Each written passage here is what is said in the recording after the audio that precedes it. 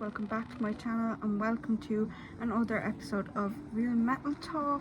I'm going to keep the intro quick today because there are a lot of people doing this on the VC. You read the title, you know what's going on. This is the Metal Tag by Heavy Metallurgy for 2024. So without further ado, let's get right into the video. Alright, so starting off here with question 1, name a release you're eagerly anticipating in 2024. For me, this has to be Static X's Project Regeneration Volume 2. You know, I'm a great fan of that band and I just can't wait to see where they bring things and elevate their music next in the coming year. So question 2, Chinese New Year 2024 is the year of the dragon. Show off an album cover either inspired by or containing dragons on the cover. So for me, I couldn't find any dragons whatsoever on my collection, but the closest thing I got to it was this one by Meatloaf, which some might say it's not even metal, but like the bat has to be inspired by a dragon there for me. And this is Bat Out of Hell 2, Back into Hell. So yeah, I just feel like the wings there and even everything, like they, you know, that emulates a dragon to me, or at least dragon inspired. So question 3, what was your favourite album that you acquired in 2023? If you follow my channel, you know I only started collecting CDs this year, so it was a really big question for me to think like, okay, what is my absolute favourite thing that I have to this date?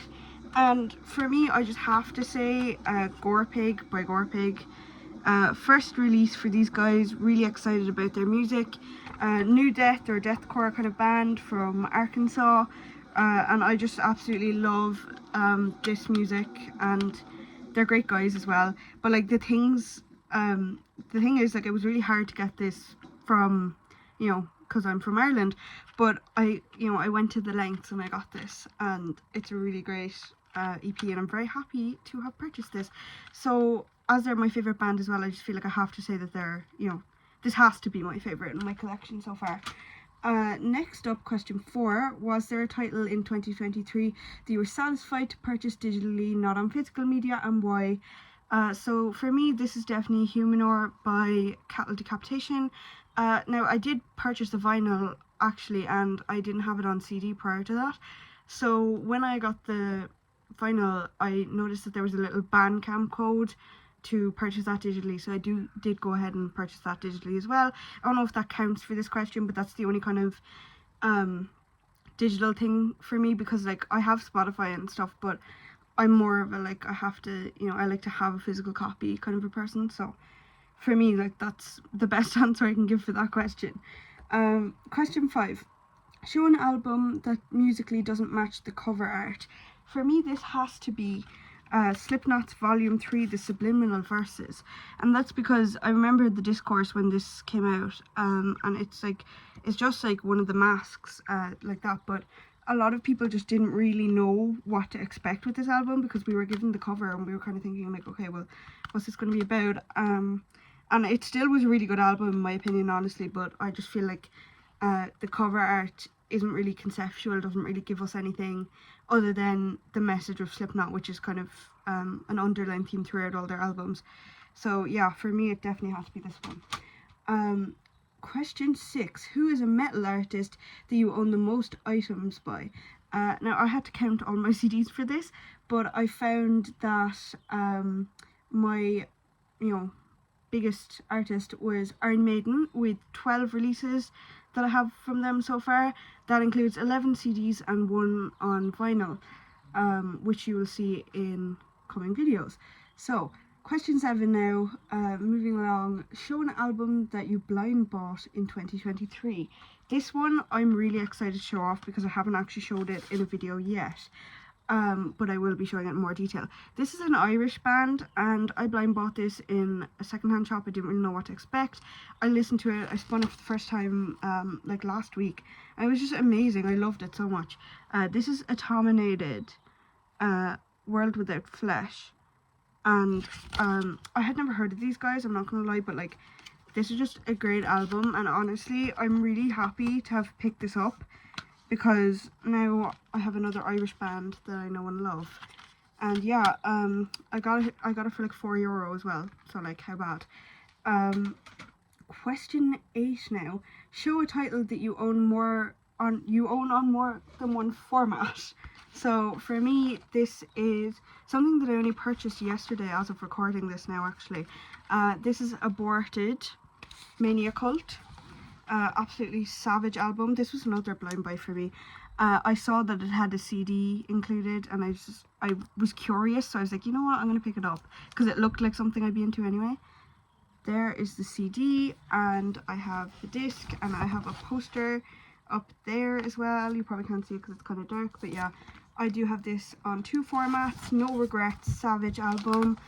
Sometimes blind buying things is just worth it, and in this case it was definitely one of those moments. Next up, question 9 here. Bookworm. Show off a release conceptually inspired by literature. For me, this was a hard question, but I had to say in the end, and this is a really weird kind of digipack that I got on eBay, but hey, this has to be Static X for me again. This is Machine by Static X, and you know, it just gives me, like all of Static X's albums, it gives me those sci-fi vibes, you know, and I just feel like there's a lot of sci-fi literature that could have inspired this conceptually. I could be totally wrong, but that's what I get from this piece of music, so yeah. That was my answer for that one. Now, question 10. Name a band that you would travel a considerable distance to see live in 2024. For me, obviously, it has to be my favourite, Scorpig. I mean, my girlfriend is already living in America anyway, so I can actually see myself going to America to see them eventually, and that would just be absolutely amazing experience. You know, yeah, I feel like that's the most realistic answer for me, and that's actually something that I'd really like to do, or I'd look forward to do. I have no gigs coming up that I know of yet this year, but stay tuned because maybe my answer will change on that. But I'm hoping to eventually see Scorpig before I die anyway. Like, this is bucket list stuff for me. So question 11, Soured Grapes. Show a 2023 release that you enthusiastically purchased but eventually lost interest in. So for me, unfortunately, this is Beyond the Valley of the Murder Dolls by the Murder Dolls. I was just really in my Slipknot Joey Jordison phase, and I bought this. I loved the concept of it. I thought it was really cool. I did love the music for a while, but I just find myself like not spinning this as much lately, like because I guess I'm kind of into heavier stuff now, and I still do go back to my like new metal or stuff, but like I feel like this is just like, when it's new metal for me, it's kind of progressive or something like that, and I feel like this is just a little bit too teen angsty for me now, but I still do enjoy it, and I will spin it occasionally, like on the occasion, but not half as much as I used to. But I do still love Murder Dolls, and I think they're a really good band, and you should check them out. But unfortunately for me, as the year went on, I just didn't listen to it as much. Question 12, Golden Child.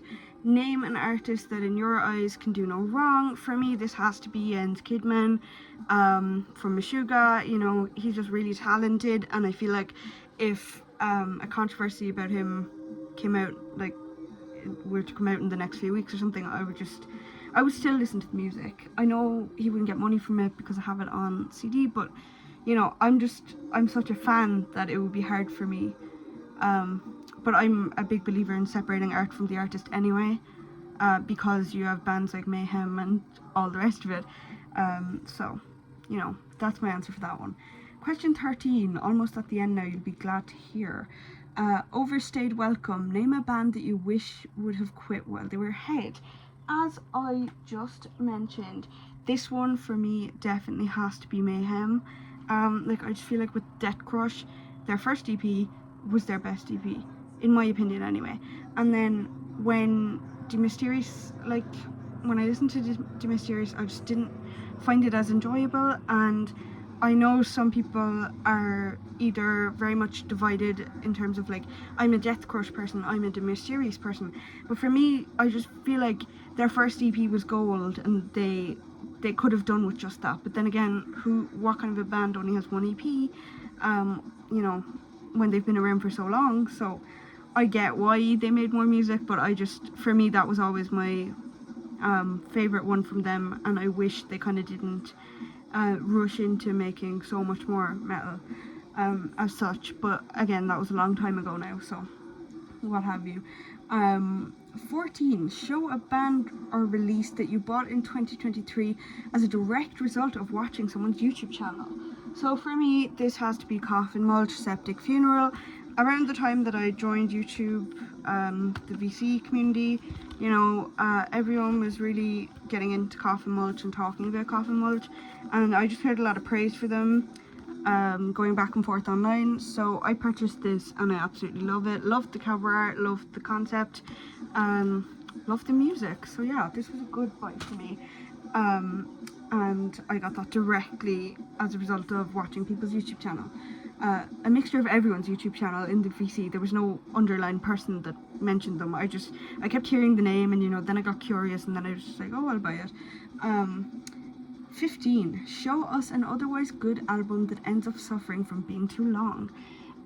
This one I feel like people will disagree with because it was on my best albums list, but I just feel like Terracite by Cattle Decapitation, like, I know it's not too long and there's definitely longer albums that I do have, but I feel like for me anyway, personally, when it's those really like nitty gritty vocals of like brutal death metal and stuff, I feel like I just need, you know, a breather sometimes from it. And like, gorgeous album, gorgeous disc, and I haven't showed this off my channel yet either, but there's only 10 tracks in this, so it's not too long.